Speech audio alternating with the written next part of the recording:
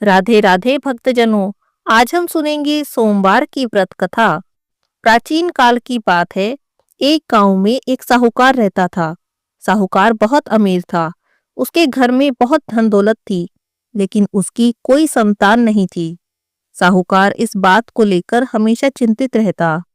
वह साहूकार भगवान शिव का परम भक्त था और भगवान शिव को प्रसन्न करने के लिए हर सोमवार का व्रत करता। व्रत के दौरान भगवान शिव और माता पार्वती की पूजा करता। शाम को शिवलिंग पर दीपक जलाता। साहूकार की पूजा अर्चना को देखकर माता पार्वती प्रसन्न हो गई और उन्होंने भगवान शिव से कहा, हे प्रभु, यह साहूकार आपका परम भक्त है। हर सोमवार को विधि विधान से आपकी पूजा करता है और व्रत करता है। मुझे ऐसा लगता है कि आपको उसकी मनोकामना पूरी करनी चाहिए। जब भगवान शिव ने पार्वती माता की बात सुनी तो कहने लगे, हे गौरी, यह संसार एक कर्म क्षेत्र है। जैसे एक किसान अपने खेत में बीज बोता है, कुछ समय बाद उसे एक पेड़ मिलता है, उसी तरह संसार में हर व्यक्ति जैसा कर्म करता है उसे वैसा ही फल प्राप्त होता है। भगवान शिव ने कहा, हे गौरी, इसके कर्मों के अनुसार इसके भाग्य में संतान सुख नहीं है। लेकिन माता पार्वती ने भोले भंडारी से दोबारा आग्रह किया और कहने लगी, हे नाथ, आप जो कह रहे हैं वो बिल्कुल सच है, लेकिन फिर भी आपको इसकी मनोकामना पूर्ण करनी चाहिए। यह आपका परम भक्त है। अगर आप अपने भक्तों की इच्छा को पूर्ण ही नहीं करेंगे तो आपके भक्त आपकी पूजा आराधना क्यों करेंगे। माता पार्वती के इतना आग्रह करने पर भगवान शिव ने कहा, यह साहूकार बहुत धनवान है। इसके कोई औलाद नहीं है, कोई पुत्र नहीं है, इसीलिए यह सदैव चिंतित रहता है। लेकिन इसके भाग्य में संतान योग ही नहीं है। तुम्हारे कहने पर मैं इसे पुत्र प्राप्ति का वरदान तो दे देता हूँ, लेकिन इसका पुत्र केवल 12 वर्षों तक ही जीवित रहेगा। फिर भगवान शिव ने रात्रि में साहूकार को स्वप्न में दर्शन दिए और कहा कि उसे जल्दी ही पुत्र रत्न की प्राप्ति होगी, लेकिन उसका पुत्र दीर्घायु नहीं होगा, बल्कि 12 वर्ष में उसकी मृत्यु हो जाएगी। इस बात को सुनकर साहूकार प्रसन्न भी हुआ और दुखी भी हुआ, लेकिन साहूकार ने अपनी पूजा अर्चना और व्रत करना नहीं छोड़ा। वह पहले की तरह ही व्रत और पूजा करता रहा। कुछ दिनों के बाद साहूकार की पत्नी गर्भवती हो गई। कुछ समय बाद उसने एक सुंदर बालक को जन्म दिया। बालक के जन्म से साहूकार के घर पर हर्षोल्लास का माहौल था, लेकिन साहूकार ज्यादा खुश नहीं था, क्योंकि उसे पता था उसके बालक का जीवन केवल 12 साल का है। लेकिन उसने यह बात किसी को भी नहीं बताई। जब वह पुत्र थोड़ा बड़ा हो गया तो साहूकार की पत्नी कहने लगी कि हमें इसका विवाह कर देना चाहिए। लेकिन साहूकार ने मना कर दिया और उसके मामा को बुलाया। उन्हें कुछ पैसे देकर बालक के साथ काशी जाने का आदेश दिया और कहा, इसे काशी ले जाओ और वहां जाकर इसकी शिक्षा दीक्षा का प्रबंध करो। काशी जाते समय रास्ते में यज्ञ करते हुए और ब्राह्मणों को भोजन कराते हुए जाना। अब दोनों मामा भांजों ने ऐसा ही किया। काशी जाते समय ब्राह्मणों को भोजन कराते हुए और यज्ञ करते हुए जाने लगे। किसी नगर से गुजर रहे थे। उस नगर का राजा अपनी पुत्री का विवाह एक ऐसे राजकुमार से करवा रहा था जो एक आंख से काना था, यानी उसे एक आंख से दिखाई नहीं देता था। और दूल्हे के पिता को इस बात की चिंता थी कि अगर राजा को इस बात का पता चल गया कि दूल्हा काना है तो वह राजकुमारी के विवाह के लिए मना कर देगा। इसीलिए उसने जब साहूकार के अति सुंदर पुत्र को देखा तो सोचने लगा कि क्यों ना मैं अपने पुत्र के स्थान पर तोरण के वक्त इस बालक को बैठा दूं। दुल्हन के पक्ष वालों को कुछ भी पता नहीं चलेगा। दूल्हे के पिता ने साहूकार के पुत्र को इस बात के लिए राजी कर लिया। तब साहूकार ने दूल्हे के कपड़े पहने और घोड़े पर चढ़कर तोरण की रस्म को पूरा कर लिया।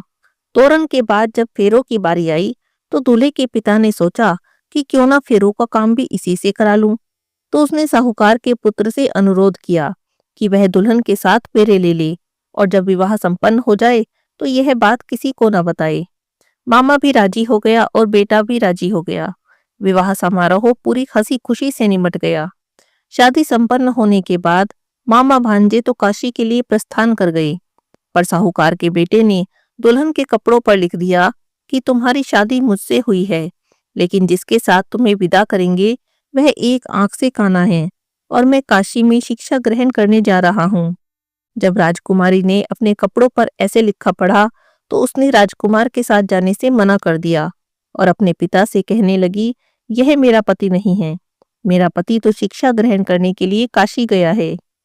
जब यह बात फैल गई तो मजबूरी में दूल्हे के पिता को सारी बात बतानी पड़ी। दुल्हन के पिता ने अपनी बेटी को भेजने से इनकार कर दिया। इधर मामा भांजे दोनों काशी पहुंच गए। बालक शिक्षा ग्रहण करने लगा और मामा ने यज्ञ करवाना शुरू कर दिया। इसी तरह से कुछ दिन बीत गए। जब साहूकार का बेटा 12 साल का हो गया तो एक दिन अपने मामा से कहने लगा कि मेरी तबीयत ठीक नहीं और मुझे तो नींद आ रही है। तब मामा ने कहा कि तुम अंदर जाकर सो जाओ। साहूकार का बेटा अंदर सोने चला गया और वहीं पर उसकी मृत्यु हो गई। कुछ देर के बाद मामा ने अंदर जाकर देखा तो देखा उसका भांजा तो मरा पड़ा है। वह बहुत दुखी हुआ पर यज्ञ रोक नहीं सकता था, वरना यज्ञ अधूरा रह जाता। इसीलिए मामा ने किसी से कुछ भी नहीं कहा और वापस जाकर यज्ञ पूरा किया, ब्राह्मणों को भोजन कराया। उसके बाद मामा अपने मरे हुए भांजे को देखकर रोने लगा, जोर जोर से रोने लगा। उसी समय उसी मार्ग से भगवान शिव और माता पार्वती जा रहे थे।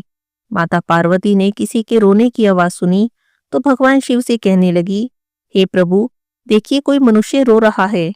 आप तो सबके दुखों को दूर करते हैं, इसके दुख को भी दूर करें। तब पार्वती माता मामा के पास गई और उन्होंने मरे हुए बालक को देखा तो हैरान हो गई, क्योंकि वह तो भगवान शिव के आशीर्वाद से वही साहूकार का पुत्र था। माता पार्वती कहने लगी, हे प्रभु, यह तो वही साहूकार का बेटा है। पार्वती माता को उस बालक को देखकर दया आ गई और भगवान शिव से प्रार्थना करने लगी, हे प्रभु, आप इस बालक को जीवन दान दें, वरना इसके माता पिता तो जीते जी मर जाएंगे। तब भगवान शिव ने माता पार्वती के आग्रह करने पर उनकी बात मान ली और उस बालक को जीवन दान दे दिया। साहूकार का पुत्र जीवित हो गया। मामा भांजे दोनों अपने घर की ओर चले। रास्ते में साहूकार का पुत्र उसी नगर से निकला जहां पर कि उसका विवाह हुआ था। दुल्हन के पिता ने उस बालक को पहचान लिया। मामा भांजे को लेकर अपने महल में आ गए। दुल्हन के पिता ने एक समारोह किया और अपनी पुत्री को साहूकार के बेटे के साथ विदा कर दिया। साहूकार का बेटा जब अपने घर पहुंचा तो उसके माता पिता अपने घर की छत पर बैठे थे और सोच रहे थे, अगर उनका पुत्र सही सलामत वापस नहीं आया तो हम भी छत से गिरकर जान दे देंगे। उसी समय उसका मामा वहां आया और उसने कहा कि उनका पुत्र जीवित है और विवाह करके अपनी पत्नी के साथ वापस आ रहा है। जब साहूकार और साहूकारनी ने अपने बालक को जीवित देखा तो बड़ी खुशी से उनका स्वागत किया। साहूकार का पूरा परिवार खुशी खुशी अपना जीवन बिताने लगा। हे भोलेनाथ, जैसे आपने साहूकार के परिवार पर कृपा की, ऐसी ही कृपा अपने सभी भक्तों पर करना। बोलिए शंकर भगवान की जय हो।